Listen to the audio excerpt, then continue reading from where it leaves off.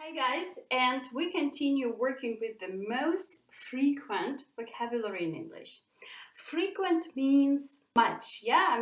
We use these words a lot if we are talking about most frequent vocabulary. And the trick is that the more often the word is used, the more meanings, small additional meanings it gets. Today I will be telling you about the verb to take. And this is a very funny thing about take, because when you learn it with the first meaning from the dictionary, which means to accept, it is actually not the most used meaning of this word. And this is what you really need to work with. If you just learn a word from the dictionary and you see a long list, you just take the first meaning, well, will it always be used in this meaning only? No! Sometimes with some words like take, it gets more meanings and they are becoming more and more important for this word. And let's work with this, because this is one of the most interesting verbs in the English language.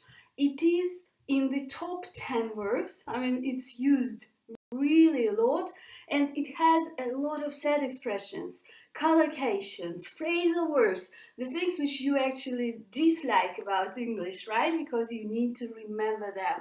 And you don't just need to remember them, remember the key principle, the main secret of it, yeah? Always learn it in the context. Always look at the examples, always look for these differences in meanings, because this will give you a better understanding of how English lives and how you actually speak it. Okay, let's go on with the lesson.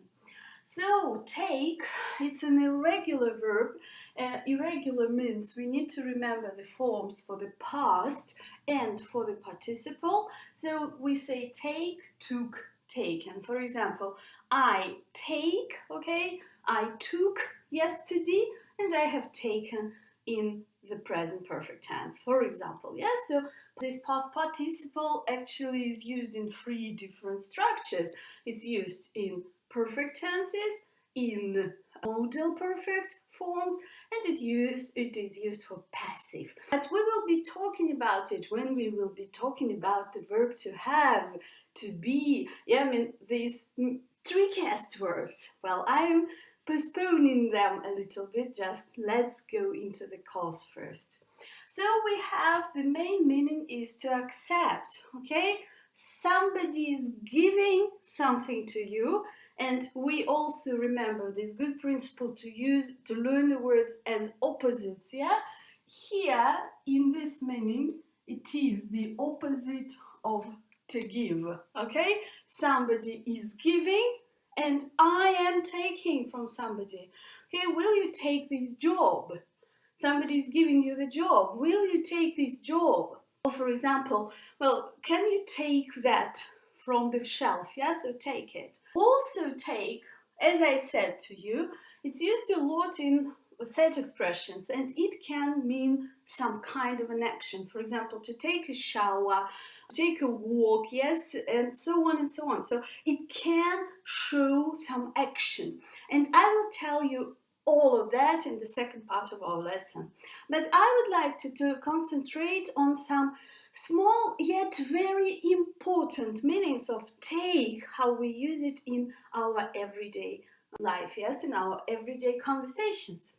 Take is very often used showing some movement to some another place. In the previous class, we talked about the verb to go, and I was saying, go it is when you move to another place. So I am here right now, and I want to move to another place. This is go. But if it's not you, but you are moving some object with yourself, so I'm taking something, I'm moving this object to another place. It's similar to go, but it is used for people and things when somebody is taking something, okay, somewhere. And it is the opposite of bring. In this meaning, it is the opposite of bring. So when somebody is bringing something to the place where I am, yeah, we say bring here. But you are taking something to another place, so we say take there, okay? Take there. For example, will you take this, okay? This is a polite request. Will you take this to the dry cleaners? So take this stuff and, yes, okay, move it to the dry cleaners. And you can say it about people, as I said, for example, take the children to the kindergarten, or take the children to my mom's house, for example. Or you can use it talking about things, yeah, take this book to another room, and so on and so on. This is a very popular meaning, and it's completely different from the main one, yeah? This is what I'm talking about. The context is important, how the word lives, okay, in everyday usage. But we also have another one, quite important. Take also means to last for some time. We use it to describe the time, how long we are doing something. And this is usually very tricky for English learners because this structure is so unique in English. In other languages, we often describe the same idea in a different way, but here we need this verb take, okay? And the collocation will be to take some period of time, okay? For example, it takes an hour, or it doesn't take long, okay? We can actually learn these phrases, these structures. We very often say it takes, okay? Adding some time. So this phrase very often starts with it, okay? It takes some time to do something if you want to explain the action.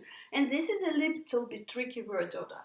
It takes about 15 minutes to get to the station. You can move it. You can say, for example, getting to the station takes about 15 minutes. It's grammatically correct, but in English we prefer to start the phrase with it. It takes some time to do something. But yes, you can use it without the exact time if you have some words describing the length of the action. You can say it takes long. Yeah, or for example, you can say it doesn't take long. Will it take long? Very popular question. Will it take long? No, it won't take long. Yeah, you can say it won't take long. It's not possible with the word short. Yeah, we usually play with long all the time. You can say it will take a short time. Will it take a short time, or will it take long? Because short is just an adjective, but long can be both an adjective and an adverb. But generally, we use this structure with these time frames. And in this case, it is very important to remember this question, to have it always in your head. How long does it take? How long does it take? Does it take long? Well, how long does it take? It takes about 20 minutes. And you see that because we talk about some constant thing, about the lasting period, so to say, we use this structure mostly present simple. How long does it take? All the time, usually. How long does it usually take? Yes, you can say, what's taking so long? This is a popular phrase for speaking.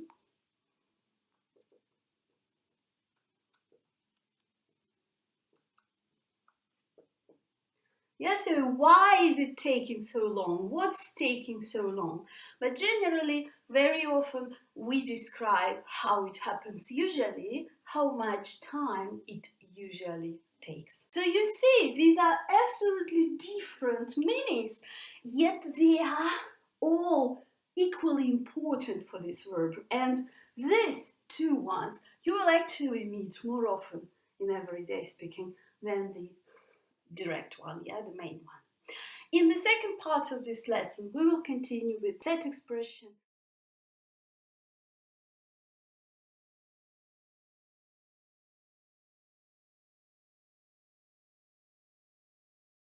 And we continue working with the verb take.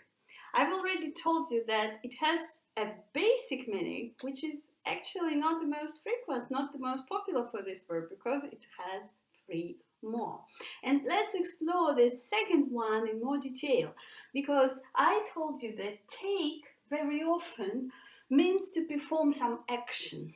And for example, you can use it talking about transport, okay? When you want to use some type of transport, you can say to take. For example, you can say to take the bus, to take a taxi.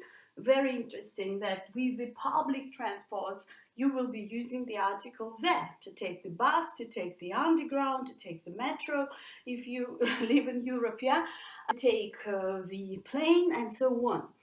Here, it is not just about getting inside these means of transport. We use this phrase to describe the type of travel you are going to do. Yeah, so how are you traveling? I'm taking the bus. I'm using the bus. You have chosen this type of transport. But when you are talking about cars and a taxi, yeah, so you will use here to take a taxi, to take the bus, but to take a taxi. Are you taking a taxi to the station, or are you walking, for example? And in this case, take, yes, will mean to use. When you are defining the type of transport you are using. And we use take for a lot of phrases about everyday actions. We also can say have in this meaning. And I would say that take sounds a little bit more American English when you say, for example, to take a shower. Because you can say to have a shower, to take a shower. To take a nap, to sleep for a couple of hours during the day, to take a nap. To take a break. This is a very popular structure, yeah? Let's take a break. Let's stop for a moment. Take a walk. I need to take a walk. You can't say to go for a walk, but it's shorter to say to take a walk, right? Because to go for a walk, it's dangerous. You have a preposition, you have an article. It consists of three elements, yeah? To go for a walk. But here to take, it's shorter. And for example, another very popular phrase when you say to take a decision. This totally sounds like American English to me because we make decisions in British English, but still you will often hear this phrase in the films, if you have American friends, yes, to take a decision, to take this action, to perform this action of taking a decision. And if we talk about statistics of the language, yeah, here you will hear these phrases so often, really very popular meaning for the English language. But you also use take because you accept, you grab something, if you like, when we talk about control and power. And there is a group of set expressions with the verb take here. We say to take control of the company, okay? He is taking control of, I don't know, my company, for example. Take the lead, to become a leader in the situation. Who will take the lead in this project, for example, yeah? To take responsibility. Are you taking responsibility for this project, for example? Or everybody needs to take responsibility for their actions. These are all set expressions, and you need to, again, yes, learn them in context. And for example, there is a good website for that, vocabulary.com. It's not a usual dictionary. It gives you the context. It describes the usage. And in vocabulary.com, more than in other dictionaries, you will find a lot of examples of how this sentence is used in different genres, for example, in business, yeah, in news, in academic English. This will help you catch this idea, yeah, grasp this phrase in the context, which is highly important, as I keep saying. And also take power, yeah, so he wants to take power, yeah, he needs this power, for example. Some small group of meanings.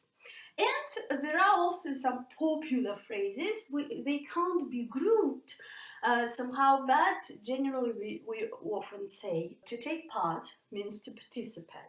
Yeah? To participate. And students very often ask me, I mean, if we have a verb to participate, why we need another phrase, and to the phrase with the verb to take, which is so popular, it just confuses things, right? But long verbs, they are formal, they are representatives of the formal style. And for everyday vocabulary, people don't want to sound too formal all the time, you know? That's why, because in English there is no difference between different yous. Yes, we have you for one person and for the group and for the polite addressing. In this case, there is a problem how to show the difference of styles, because people speak differently in different areas of their life, and that's why to take part will be more conversational, more everyday structure. But to participate, you will use it in the formal style for business, for academic writing, for technical writing, and so on. To take place, again, it has a synonym, a longer synonym to happen, right? For example, when is the conference taking place? Or where does it take place? Yes, so where will it happen? In what place? To take offense means to get offended. Yeah, we usually use the structure with get about changing our emotions, but here it will sound a little bit more official. Yeah, are you taking offense in this? Yeah, I mean, a bit posh. So such a phrase with a little bit of high emotion, I would call it. To take advice, yeah, if you receive some advice, I will take your advice into consideration. I will think about it, okay? Also, we use take when you are listing some examples. For example, you will say, take my aunt, for example. You want to put her in the center of situation. Okay, let's take last 2 quarters, yeah? For example, take, let's take, meaning that you identify some person, thing, group, yes, from the whole range to talk about them in more detail. Very good phrase. And for example, take it from me. That's a set expression which we use in conversational English.